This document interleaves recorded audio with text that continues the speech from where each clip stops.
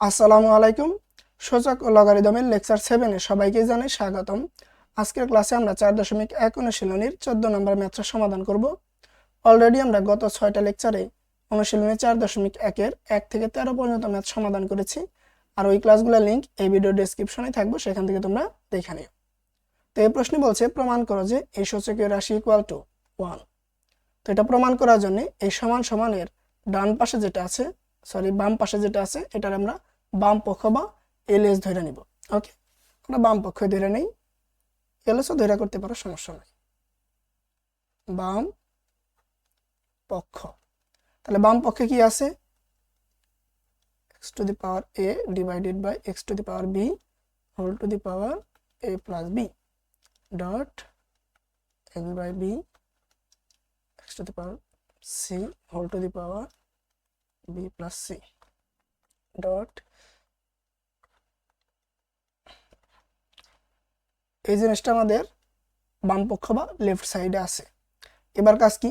তুমি তাকাবা এই ব্র্যাকেটের ভেতরে, ব্র্যাকেটের ভেতরে এখানে ভাগাকার আছে, ভগ্নাংশ মানে ভাগাকারে আছে, উপরে আছে x to the power a, নিচে x to the power b। এখানে দুইটারই বেস সেম, বেস মানে কি যার উপর পাওয়ারটা আছে। তাহলে বেস সেম হইলে পাওয়ার দুইটা কি হয়? বিয়োগ হয় না?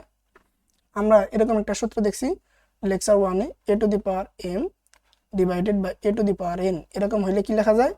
a to the power m minus n, এটা লেখা যায় না? তাহলে এই সূত্রটা এখানে দেব এই ব্র্যাকেটের ভেতরে। তাহলে বেস এখানে কে? x, x যা আছে তাই, পাওয়ারটা হবে মাইনাস। এই যে এখানে m আর n মাইনাস হয়েছিল, a যা ছিল তাই। সেম ভাবে এখানে a মাইনাস কি হবে? b, আর হোল টু দি পাওয়ার কি ছিল? a প্লাস b, ওটা থাকবে ডট, এখানেও সেম, বেস সেম x, তাহলে x যা আছে তাই, পাওয়ারটা মাইনাস হবে, উপরেরটা মাইনাস নিচের পাওয়ার, আর হোল টু দি পাওয়ার কি? b plus c। এখানে x যা আছে তাই, তাহলে c minus a whole to the power c plus a। Okay, এখন দেখো x এর উপর একটা পাওয়ার আছে a মাইনাস b, তার উপর আবার whole to the power a plus b। এখানে সূচকের আরেকটা সূত্র পড়বে, সেটা হচ্ছে a to the power m whole to the power n, মানে একটা জিনিসের উপর পাওয়ার আর ওই পুরোটার উপর আরেকটা পাওয়ার, তাহলে পাওয়ারে পাওয়ারে হবে গুণ, বেস যা আছে তাই, আর গুণ হয়ে ওই এই দুইটা পাওয়ার, পাওয়ার উপর যে পাওয়ার, এই দুইটা পাওয়ারের গুণফল হয়ে যাবে এই বেজের পাওয়ার। ওকে, তাহলে দেখো এখানে x আছে তাই, এর পাওয়ার a মাইনাস বি আর a প্লাস বি, তাহলে পাওয়ারে পাওয়ারে গুণ হবে।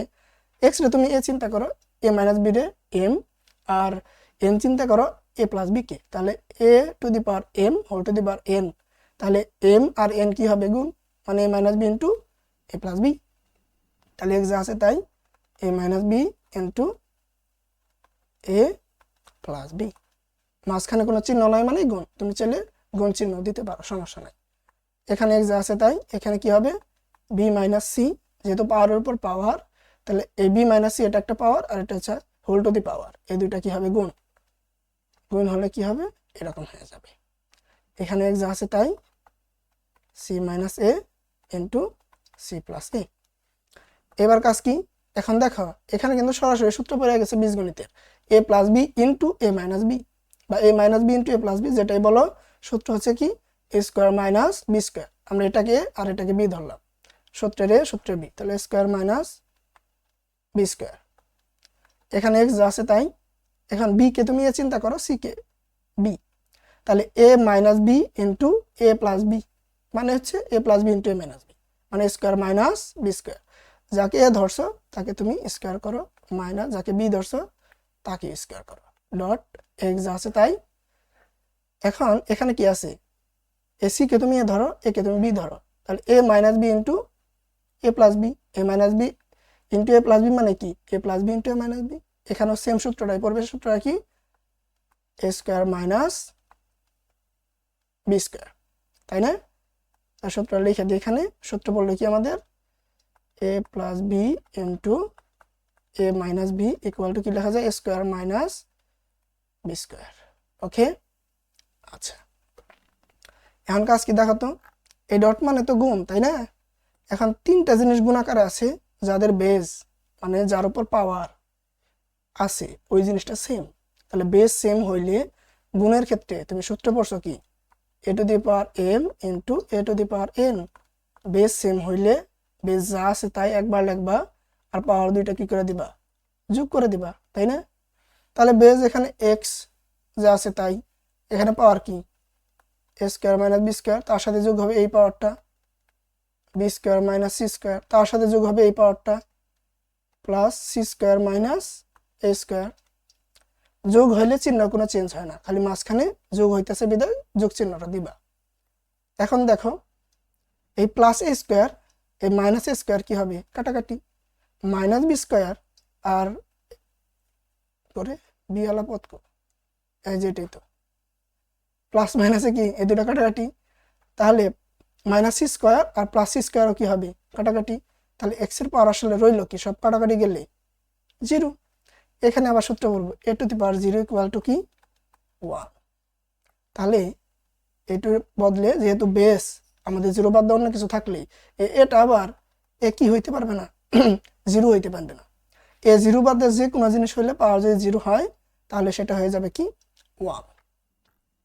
এটাই তো আমাদের ডান পক্ষ, এটা আমাদের ডান পক্ষ না? দেখো তো এই জিনিসটা ইকুয়াল টু কত 1 না? ওকে, তুমি চাইলে এখানে অতএব দিয়ে লিখবা বাম পক্ষ ইকুয়াল টু ডান পক্ষ। এখানে যেহেতু প্রমাণ করবার গেছে, আচ্ছা বাংলায় লেখো যেহেতু প্রমাণিত। ওকে, কিংবা তুমি চাইলে এখানে কি করতে পারো, এই পুরা প্রশ্নটা তো এর দিয়ে তুইলে সাইটে কি লিখে দিবা প্রমাণিত। ওকে, যে কোনো একটা করলেই হবে।